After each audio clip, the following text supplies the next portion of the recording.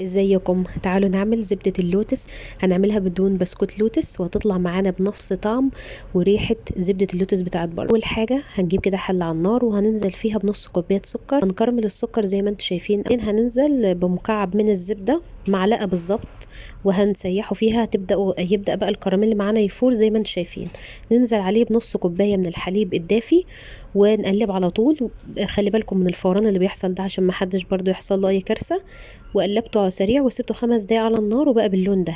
هنسيبه بقى على جنب لما يبرد، وهنجيب اي نوع بسكوت بتفضلوه، بسكوت شاي ساده.